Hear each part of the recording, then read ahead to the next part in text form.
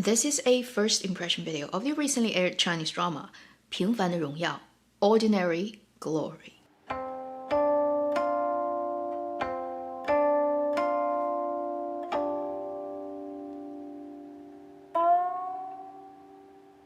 Hi, you're watching Avenue X, where Zhengqiang good storytelling shares their thoughts, knowledge, and occasional weird ideas on stories and how they're told. Ordinary Glory, 平凡的荣耀 is a 41-episode contemporary drama that is being aired on the platform Youku as well as satellite TV stations in China. At this point of me making this impression video, it has aired past its halfway point. This drama is mainly led by two main actors, Zhao Youting and Bai Jingting, but it also features a quite essential core ensemble cast, including Qiao Xin, Wei Daxun, Pang Hanchen, and many other people. It's a drama that is pretty much focused on these people's career path in this investment company. This drama was actually filmed back in 2018 and it has been on the shelf for 2 years. And since this drama is talking about investment and a lot of the cases in the business world, now when you look at it, even though it's only 2 years, certain cases that they describe within this drama actually fits today what's going on in the world, but certain cases definitely looks like slightly outdated. It just shows you how fast our world is moving today. If you have quite a bit experience with ancient dramaland, you may realize this drama is very similar to a 2014 Korean drama Misang, and that is true. For Ordinary Glory, it is very similar to Misang in its setup and its main characters, but it didn't actually get a copyright based on that drama, but it got the copyright of the original manga upon which the Korean drama was based on. So this is a copyright bought and adapted Chinese drama based on a Korean original material. And in the adaptation process, you can see that they really did quite a lot of work trying to domesticate the story and fit it into what's going on in China's professional working environment. So based on the first 26 episodes that I've seen at the point I'm making this video, I'm gonna give it a 1 gold mine rating on my 7-level scale. If by the end of the drama they maintained the quality of storytelling and the focus in the career world of the characters, then I probably will elevate it to 2 gold mines. Let me first talk about the things I really do appreciate about this drama. First, to get out of the way is the technical aspect. I'm pretty happy with the way it's presented. The camera work, the visual quality, costume, sets, and there's no beautifying, idealizing, romanticizing of the working environment of people today who are stuck in high-riser buildings and living in a totally AC environment with cubicles and piled up files on their desks. It all looked very realistic, and there's no skin smoothing of any of the characters, thank heavens. So it immediately adds that level of believability of the working environment. Also, most of the actresses use their own voice in this drama. I cannot be sure if it's 100% recorded on set, but most of the people use their own voices, although clearly one actor didn't use his own voice, and don't ask me why, because the moment he opened his mouth, I realized it's the same dubbing actor who dubbed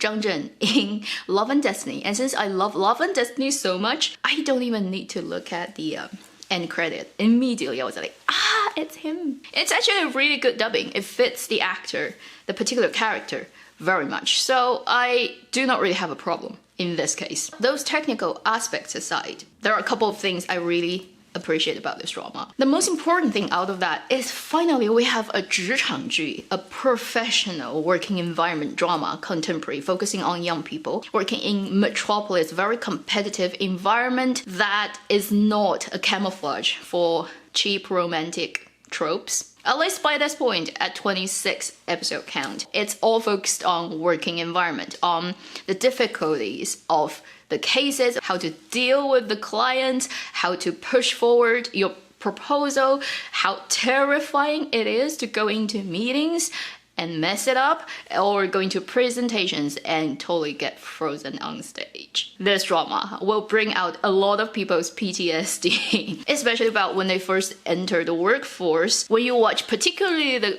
first few episodes, that feeling is like you enter a pressure cooker and you start to sweat as you watch our main characters suffering. So I'm so thankful that this drama really puts 95% of its energy focus on the actual working process of these characters. I can't even remember when is the last time I see such a drama in Chinese dramaland. The second thing I really appreciate about this drama is I really love this ensemble characters. They have very different personalities, they have very almost different motivations, they have different ways of doing things, and they clash, and they're not necessarily all happy with each other. We enter the story's narrative from Bai Jingting's character, Sun Yiqiu's perspective as a newbie in this investment company work environment that he has no idea of. This is still one of the lines they've buried and still hasn't been fully pulled up yet by this point, which is he has no qualification, he has no university education, he's never worked in this environment, and somehow he ended up having this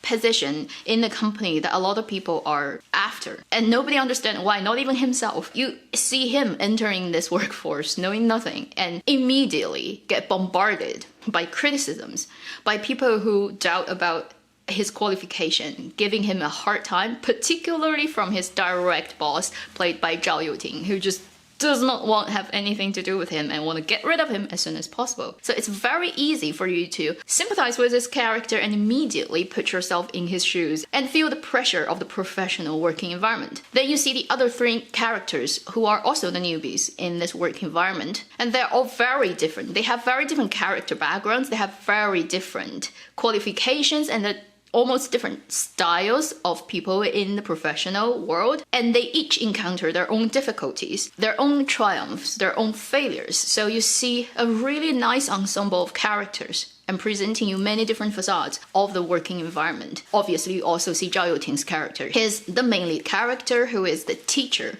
to Sun Yiqiu, Bai Jingting's character, and who is definitely not an easy person to get along with, and who has a lot of, shall we say, shortcomings. But then there are other sides of him, and you very quickly realize he's actually a quite decent person at heart. He's very capable at doing his professional job, but he just sucks at dealing with people, which is why he has done so much work for the company, but he's still stuck in a really awkward place. So this drama provides you this great range of characters who are all different or quite interesting.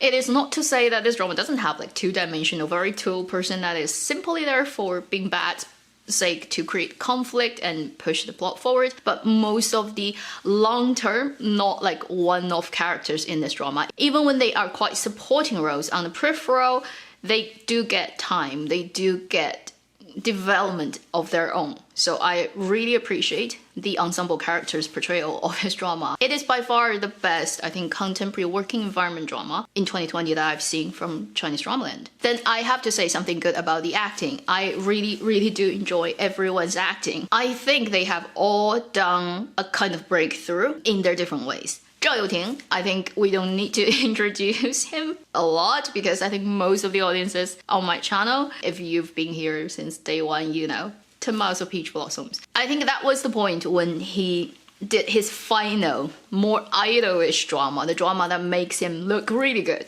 like the most handsome person in the universe type of drama. And since then, he has started to do dramas or other works that are definitely aimed at a more mature audience, a mature market, more dramatic, story-centered, character-centered. Instead of himself being the more important element in it, he started to go on the track of being a serious actor and serving his character as the most important thing, and I think it's a good career decision, and he certainly has done really good work playing this role, Wu Kezhi, this manager role who has such a bad temper, who does not groom himself properly, who has 2 kids to take care of. And I'm so appreciative that he goes in for this role and totally surrendered to this not so good looking in appearance character. The other thing I have to just say this to Zhao Youting is his Mandarin has improved so much. He has originally a very strong Taiwan accent, and in some of his older works you can tell that is so pronounced. But now for this role, because it's a mainland character, he has pretty much taken that accent completely out. At times you can still tell his rhythm,